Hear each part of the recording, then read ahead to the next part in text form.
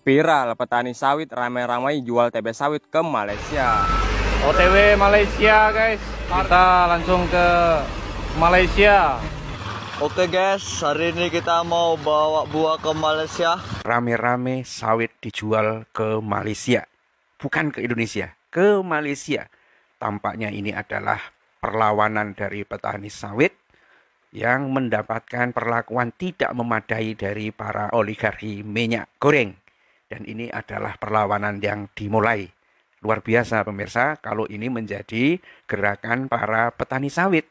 Khususnya misalnya yang sangat dekat dengan Malaysia itu adalah di Kalimantan itu. Dan video yang kita capture itu ya adalah video dari amatiran ya, video-video amatir gitu yang saya capture. Ini malah videonya itu tanggal 3 Juli 2022 dan mendapatkan respon yang luar biasa ya. Kenapa? Ya saya kira memang semua orang juga kepedulian bagi rakyat Indonesia, sementara petani sawitnya menderita habis-habisan, bahkan untuk beli pupuk saja ngos-ngosan, sementara oligarki minyak goreng berpesta pora dengan harga yang tinggi dan susah sekali untuk turun di Indonesia itu. Ya, dan karena itu kemudian virallah video ini. Dan kenyataannya harga sawit di Malaysia, itu 4 kali 5 kali lipat dibanding Indonesia itu. Ya, 4 sampai 5 kali lipat. Di Indonesia harga sawit itu ya 1.000 lah, 1.200. Bahkan kalau sawit-sawit muda itu hanya di bawah 1.000 coba. Di Malaysia harganya itu 4.500 sampai 5.000.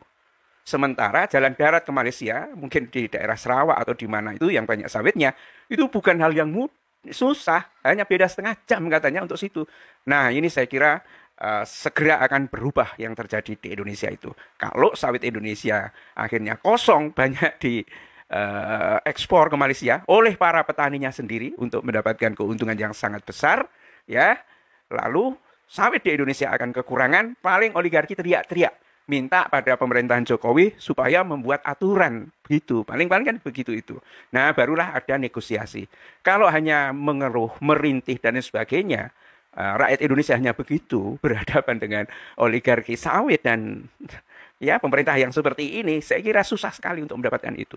Bahkan kabar-kabar terakhir, Luhut itu malah minta rakyat Indonesia beli minyak goreng pakai aplikasi coba. Atau pakai apa itu namanya?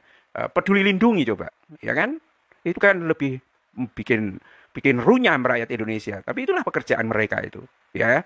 Tetapi hari-hari ini menjadi heboh ketika petani sawit itu berani, dan ini merupakan terobosan bisnis yang sangat bagus untuk jual buah sawitnya itu ke Malaysia secara langsung. Keren, ya. Dan komentarnya pun banyak. Ya, ini misalnya gebol sawit, ya. Wah, nekat kali, tapi cocok, kami dukung. Di Indonesia sudah gak ada lagi harganya. Ada lagi nih, Sunardi Dadi. Teruskan perjuanganmu, wahai petani sawit. Semoga Allah mengabulkan perjuangan kalian untuk hidup yang lebih baik. Ya, ketiga, saya kutip-kutip ya, pemirsa.